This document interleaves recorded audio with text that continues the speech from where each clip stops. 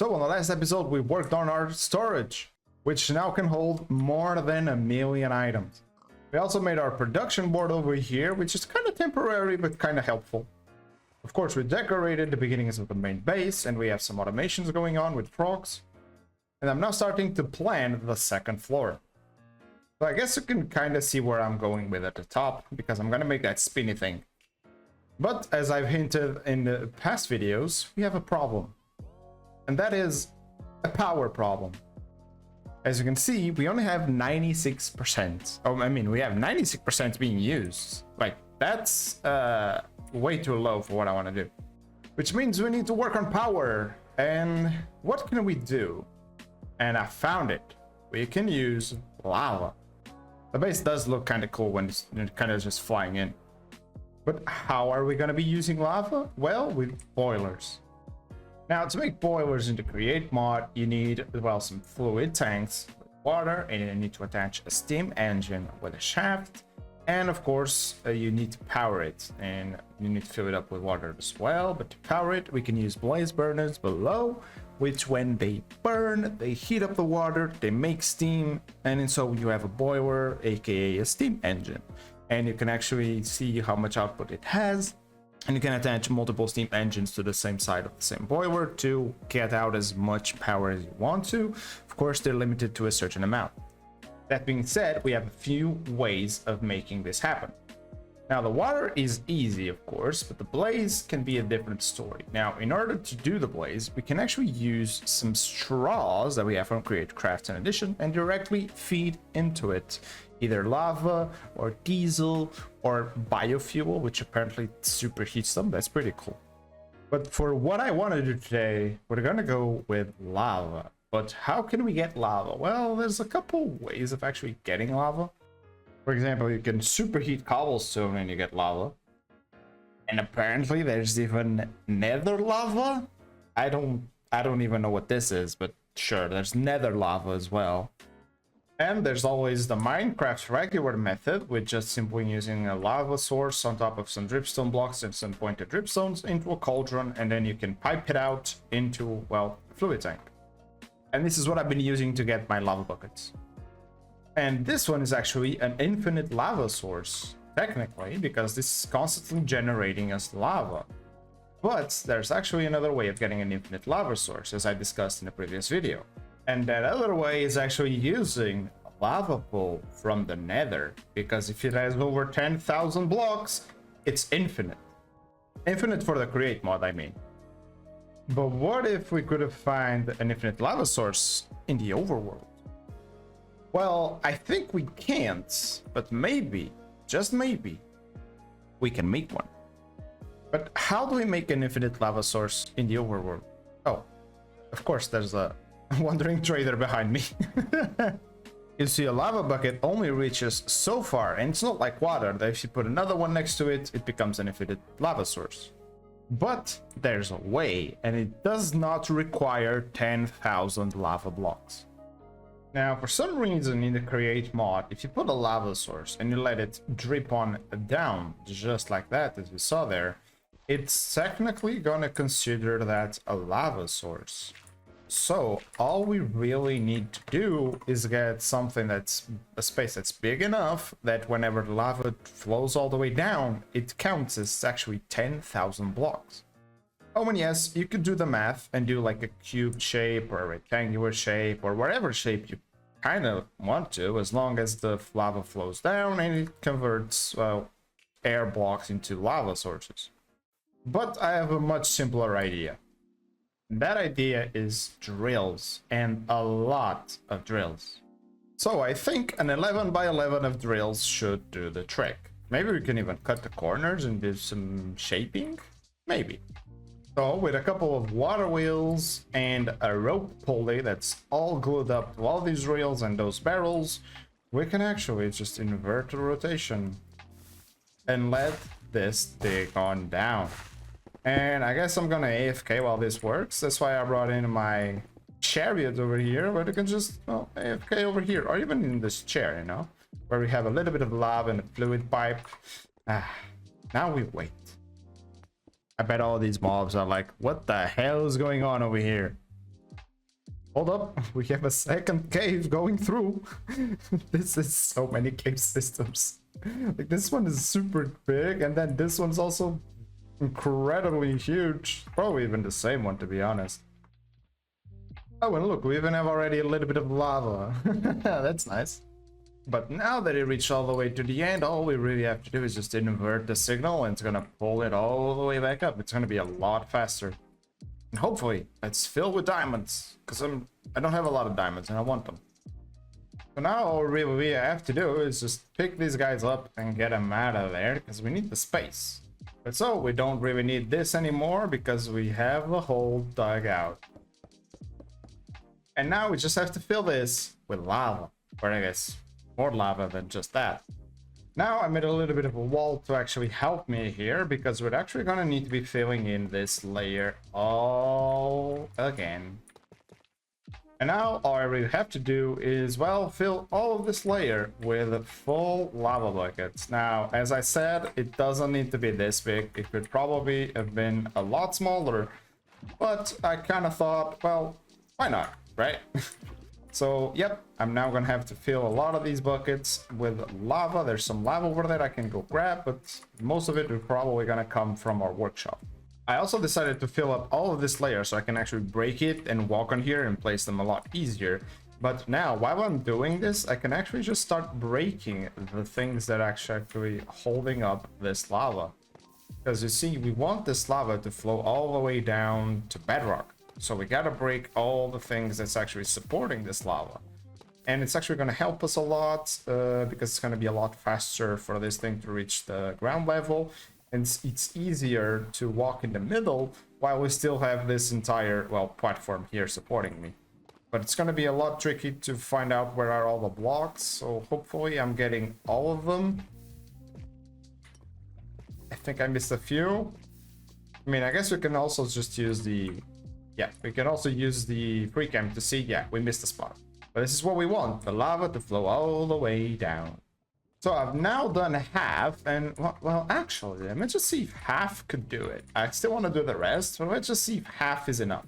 What do I mean by enough? Well, we want to put a hose pulley, let the hose go all the way down, and you can actually see it's going all the way down. It reached the end, and is it actually an infinite lava source? Now, it doesn't tell me, but I guess it will tell me because we can probably get an achievement if I take it out. So, moment of truth. No, it wasn't. It was not an infinite lava source. You can see it only took like a little bit of sip, so we need more. So we now have this completely filled up all the way down, which hopefully means that now if I just grab this mechanical belt and I do this, yes, there we go. We got the achievement of pumping from a blob of lava large enough to be considered infinite. And well, we only needed like a few buckets of lava. So let's actually jump in to the building.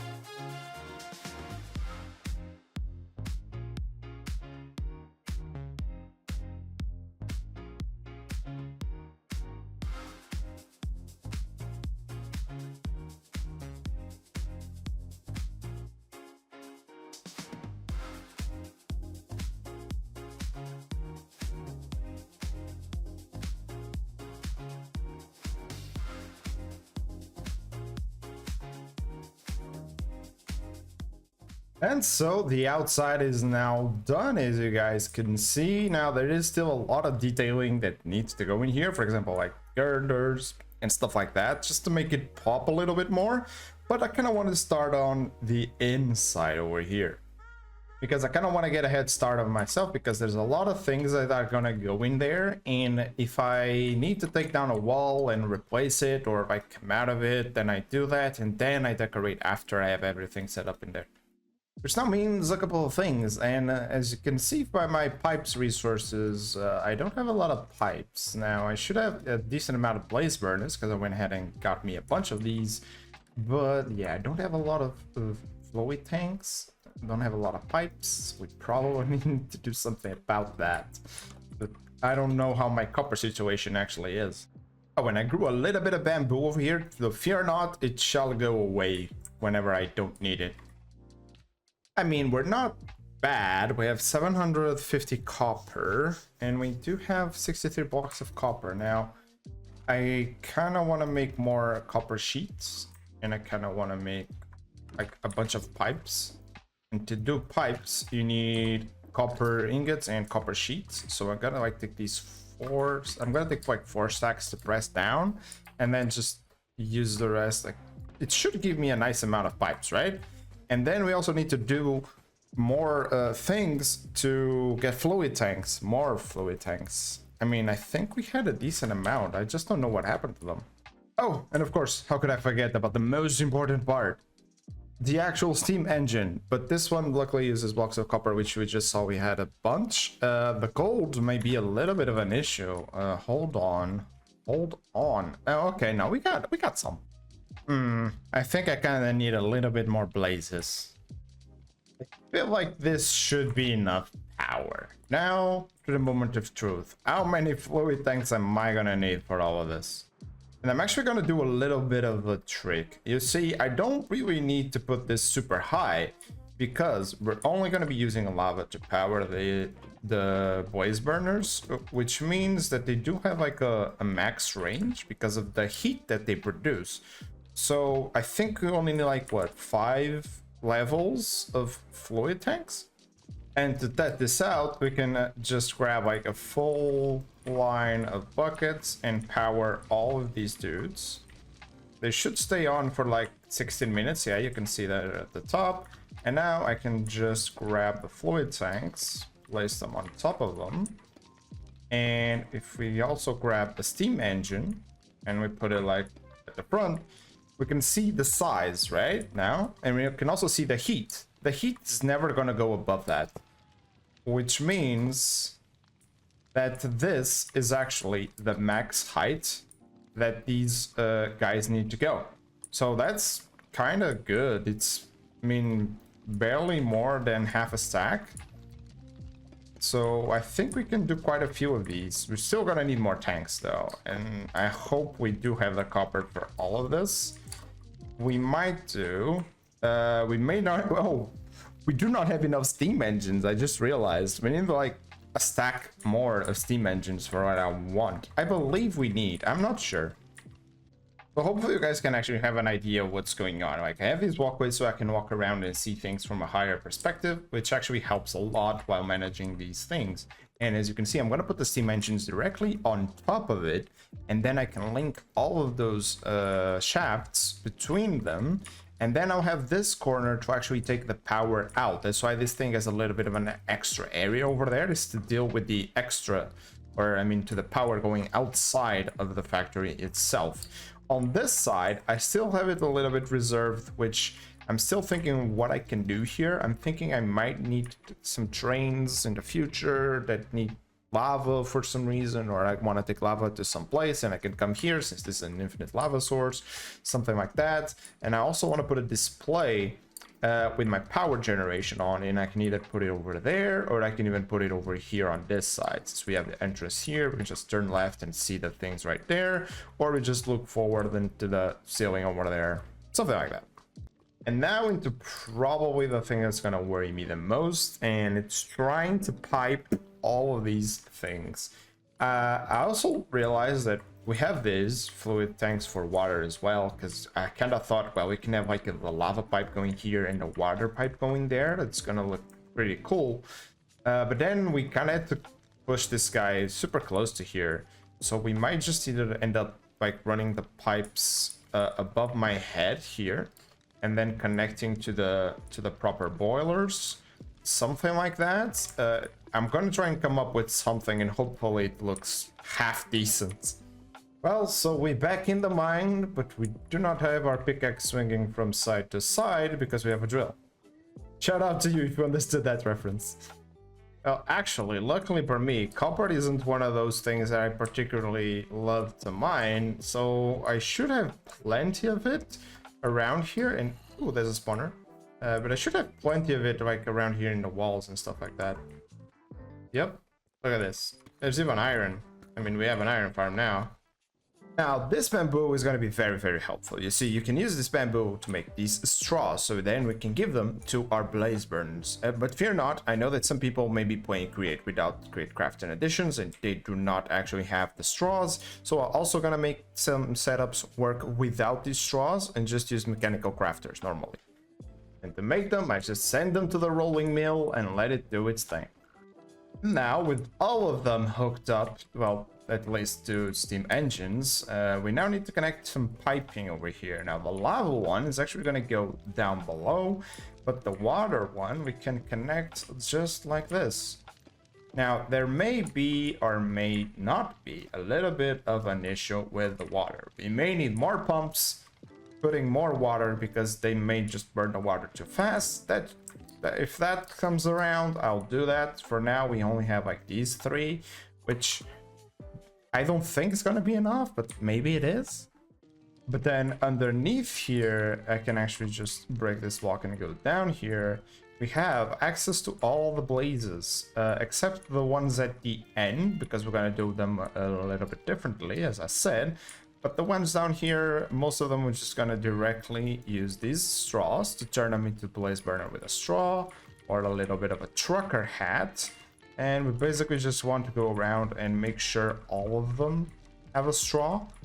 And that's really, really gonna help us out here, because we don't need the mechanical crafter if you have this, but for the people who don't, fear not, we'll also be making a setup that doesn't actually rely on this.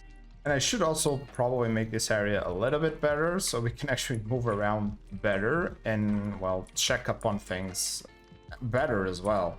But as always, it's always a progress being made, like super slowly, especially with me, because I keep breaking things and I think, oh, this looks good, and then I go back and I thought, maybe I can do this a little bit differently, and I do and redo things like 3 or 4 times. Like, I don't know how you guys do it, but I kind of take a while to decide, oh yeah, this is good, this is what I want.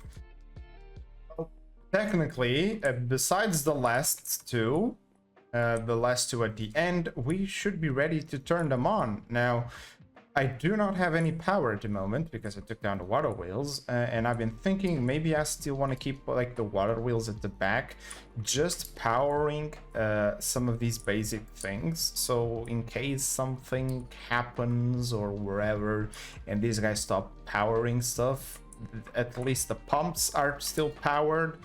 Like, maybe that will be helpful.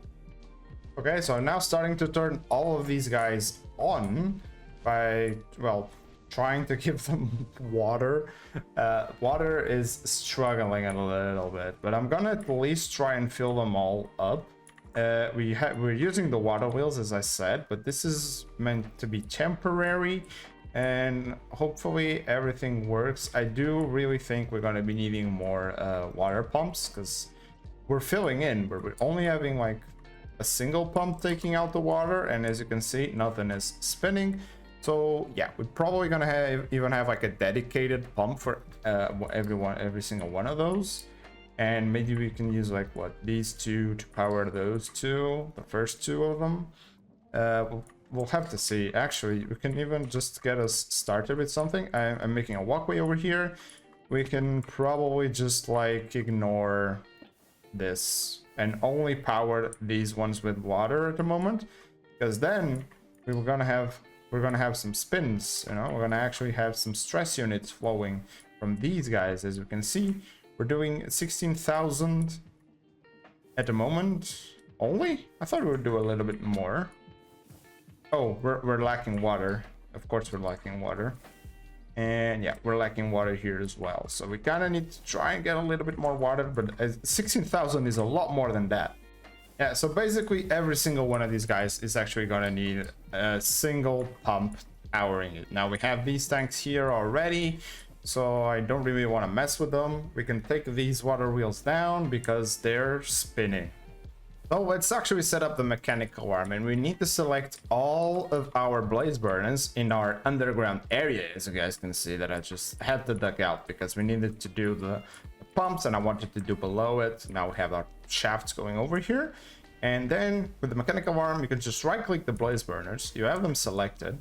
I selected this depot as an input where it's going to pick up lava buckets, and the empty buckets you can put it over there, goes into that barrel, which then I'm going to make it go out, get here, get filled up with lava, and go back here. So now we can just place him here.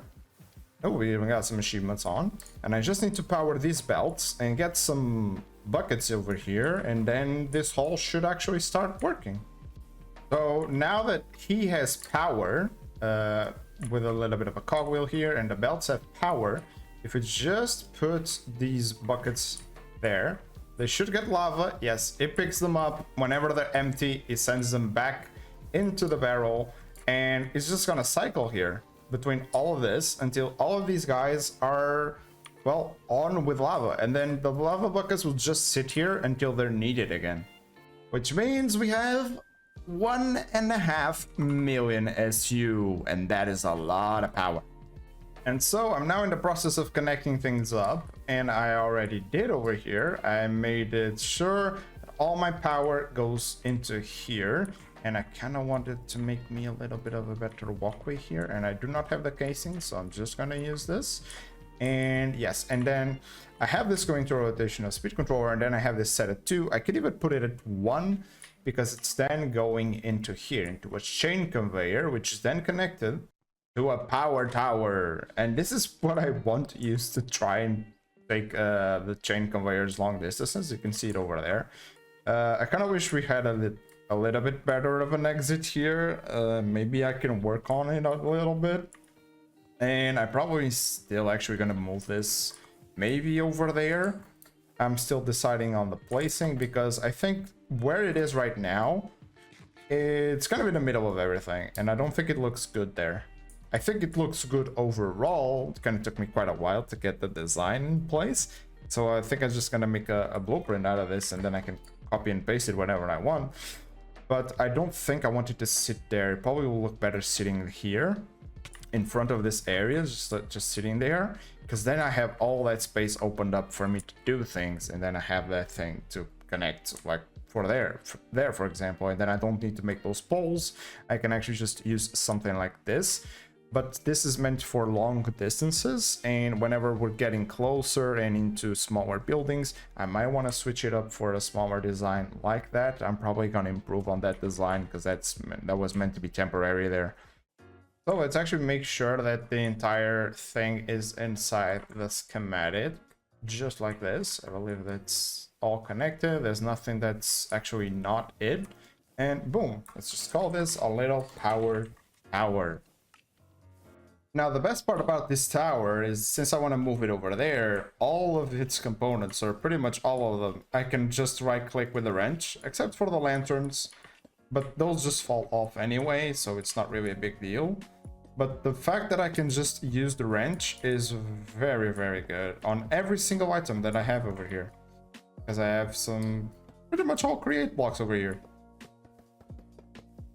And well, just in case you want to take a look, this is literally the list of all the items that this uses. And so, take a look at this beauty.